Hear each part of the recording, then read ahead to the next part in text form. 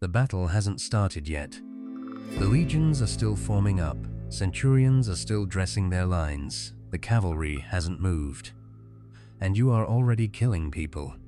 From 300 meters away, before a single sword has been drawn, before a single shield has been raised. You are not a legionary, you don't stand in a formation, you don't hold a line. You operate a machine.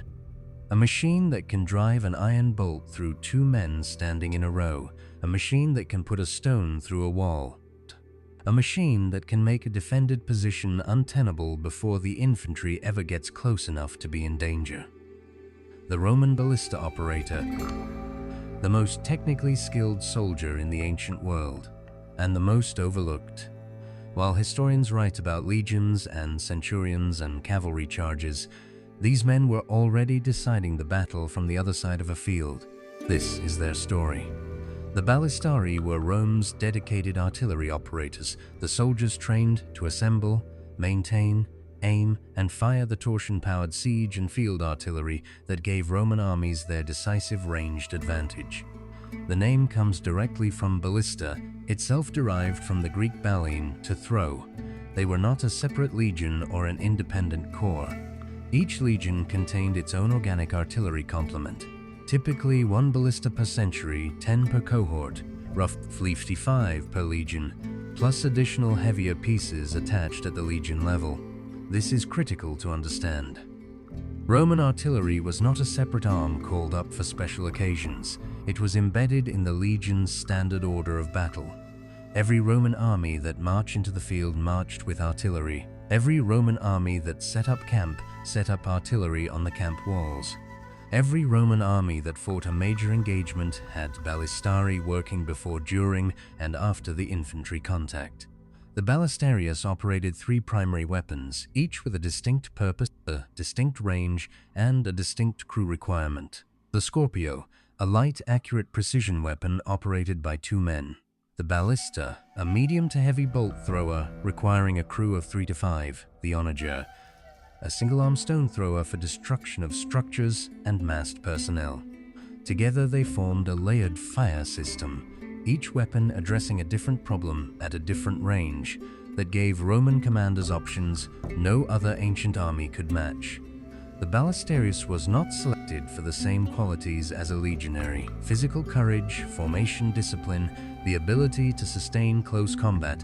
These mattered but were secondary.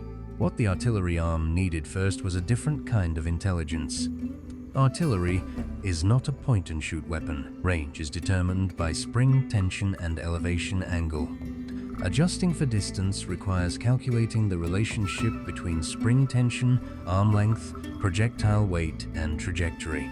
A Ballistarius who miscalculated was a liability, firing into his own advancing infantry. Roman military manual, including Vitruvius on artillery construction, described precise calibration procedures. Understanding, not rote operation. Torsion artillery broke constantly, springs snapped, frames cracked. A ballista crew had to be capable of complete field repair, replacing torsion bundles, retensioning springs, replacing fittings from spare parts carried in the legion's baggage train. A weapon that couldn't be repaired in the field was useless at the worst moment. The Ballistarius was not in immediate physical danger during most of a battle. This required a different psychological profile from the legionary, not short explosive courage but sustained focused precision. Artillery ammunition was finite. Bolts had to be recovered from the field, stone had to be sourced locally, waste was not acceptable. The Scorpio was the smallest and most accurate weapon in the Roman artillery park, roughly the size and shape of a large crossbow on a rotating stand, about 1 meter in length, operated by 2 men, capable of being moved by a single soldier at need. It fired iron-tipped wooden bolts approximately 60 centimeters long. Effective range 100 to 200 meters with excellent accuracy. Maximum range up to 400 meters. Caesar's account of Avaricum in 52 BC describes a Scorpio operator targeting individual Gauls attempting to recover Roman materials. 1 man was hit and pinned. 3 who came to help were hit in succession, not suppression, precision elimination. The Scorpio's primary role targeting enemy officers, artillery operators, any individual whose removal changed the tactical equation. One Scorpio bolt at the right moment was worth a century of arrows. The Ballista was the medium weapon, larger than the Scorpio, requiring a crew of 3 to 5, mounted on a heavier frame. It fired the same bolt type as the Scorpio, but with greater force and range. Effective range on 50 to 300 meters, maximum range up to 500 meters for the largest versions. The Ballista's primary role was suppression, maintaining a volume of fire over an area that made it impossible for defenders or enemy formations to operate normally. A battery of ballistae firing in sequence at a section of enemy wall could prevent defenders from manning that section more effectively than any number of archers. Archers needed to expose themselves to fire. Archers could be ducked under by defenders sheltering behind battlements. A ballista bolt fired from 300 meters came at a flatter trajectory and with far greater force than any arrow, and a defender who misjudged the shelter of a battlement was not making that mistake twice. In field battles, ballista batteries were positioned on high ground or prepared positions on the flanks, firing into the flanks of enemy formations at oblique angles, the most destructive possible geometry of fire. The Onager was the heavy weapon, a single-arm torsion catapult, one massive arm, one massive bundle of torsion springs that threw a stone of 5 to 25 kilograms. Not bolts, not arrows. Stones. The Onager had a shorter effective range than the Ballista, roughly 150 to 200 meters, but what it lacked in range it compensated in pure destructive power. Against walls, repeated impacts on the same point cracked and destabilized masonry over time. Against personnel, a stone of 20 kilograms moving at speed did not need precision. It needed to land roughly in the right area. The Onager required a crew of 6 to 8 and was the slowest to reload, approximately 1 shot per minute for a well-drilled crew. It was also the loudest weapon on the Roman battlefield. The release of a fully tensioned Onager produced a sound, the enormous mechanical crack of the arm hitting the padded stop beam that was heard across an entire battlefield. Soldiers on both sides knew when the Onagers were firing. For defenders in a besieged city, hearing that sound repeatedly, knowing each sound was a stone arriving somewhere in their walls, the psychological effect was significant, even when the physical damage was manageable. The Ares deserves mention here as the fourth tool of Roman siege artillery, though it required physical contact with the target rather than range. A massive timber beam, often iron-tipped in the shape of a ram's head, suspended from a wheeled frame covered by a protective wooden roof. Crews of 20 to 40 men swung it in sustained rhythm. The protective roof, called a testudo arietaria, shielded them. The ram did the work. Gate or wall sections that could withstand stone throwing frequently could not withstand the sustained mechanical impact of a properly operated Ares over several hours. The Ballistarii operated in a specific sequence within the Roman battle system. As the Roman army deployed, artillery positioned first on high ground when available. While legions still formed their lines, Scorpio and ballista batteries opened fire. Targets: enemy officers and standard-bearers, enemy cavalry, enemy artillery. By the time the legions advanced to contact, the enemy formation had already taken casualties, their officers already targeted, the psychological pressure already working. Once legions closed with the enemy, direct fire on the center became impossible. Artillery shifted to the flanks. Enemy units attempting to outflank the Roman line, enemy cavalry moving up, any formed unit attempting to reposition. The Ballistarii spent the hours after battle doing work no source records, bolt recovery from the field, equipment inspection, spring retensioning. A battery that had fired heavily for 3 hours needed significant maintenance before it could operate effectively again. 47 BC, Pontus, the kingdom of modern Turkey. Caesar is fighting Pharnaces Tukun, the king of Pontus, in a campaign that Caesar himself would later summarize in 3 of the most famous words in military history. I came, I saw, I conquered. The Battle of Zela lasted approximately 4 hours. What is less often discussed is how it began. Caesar's position was on high ground, Pharnaces attacked uphill. As the Pontic forces began their advance, Caesar's artillery, Scorpio and Ballista batteries positioned on the high ground, opened fire before any infantry engagement. The Pontic forces had to advance uphill into sustained artillery fire for the entire length of their approach. By the time they reached the Roman infantry line, they had already absorbed casualties, their formation had thinned, their momentum was compromised, and their commanders had been specifically targeted by Scorpio operators during the approach. The infantry engagement lasted minutes. The artillery engagement had lasted most of the battle. Veni, vidi, vici. What Caesar didn't write was, his artillery operators made it possible. The Ballistarii occupied an unusual position within the legion's social structure.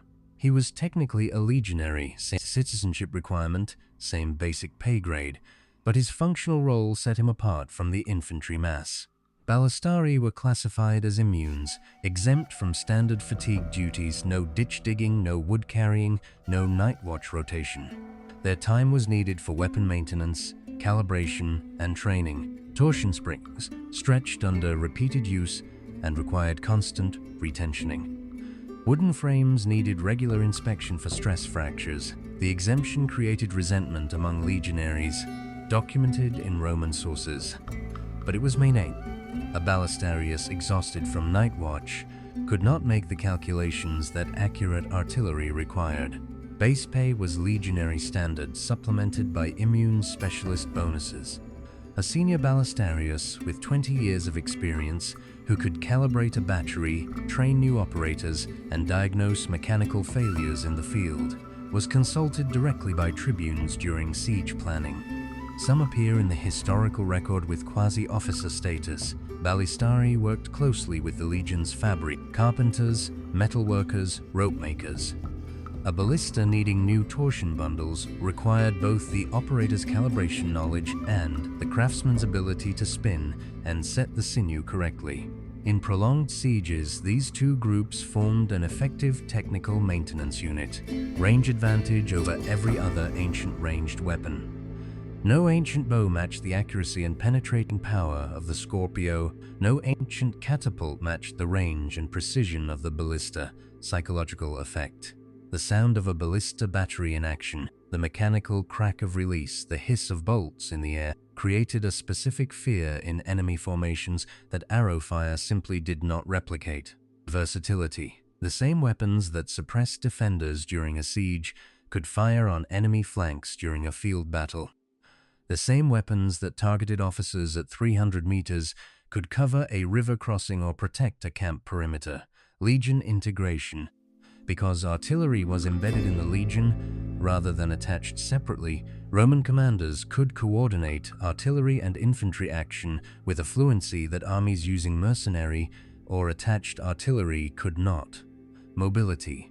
The larger pieces, full-size ballista Onager required wagons for transport and significant time to emplace. A Roman army that needed to move quickly often moved with reduced or no heavy artillery. Weather. Torsion springs were made from organic materials, sinew, hair, sometimes plant fibers. In heavy rain or extreme cold, spring performance degraded significantly. A ballista battery in wet weather was measurably less effective than the same battery in dry conditions. Counter-targeting. The Ballistarii were themselves priority targets for enemy artillery and archers, precisely because their value was understood. A battery of Scorpiones that had been silenced by enemy counterfire left a gap in the Roman fire system that infantry paid for: limited ammunition. Unlike archers who could fire dozens of arrows from a quiver they carried personally, a ballista battery carried a finite stock of bolts. Extended engagements against fortified positions sometimes exhausted ammunition before the objective was taken. 300 meters, that is where this battle started. Before the legions moved, before the centurion raised his vine staff, before the first pilum left anyone's hand, 300 meters, and a two-man crew who had been calibrating their Scorpio since before dawn were already making decisions that would matter when the infantry arrived. They don't appear on the triumphal arches. They don't appear in most of the histories. A ballista crew shows up on Trajan's column, small, carved figures operating their weapon, in a corner of the composition while the legions fill the foreground. Background figures in every account, decisive factors in every engagement. The men who killed from distance, maintained machines in the rain, and spent the hours after battle recovering bolts from the dead. They were there every time. Next episode, we look at a completely different kind of Roman soldier. Not a machine operator, not a siege specialist, a man who ran toward the enemy before the battle line was even formed, who fought alone in front of everyone with the most minimal equipment the Roman army allowed. The Velite, subscribe. Next one is coming.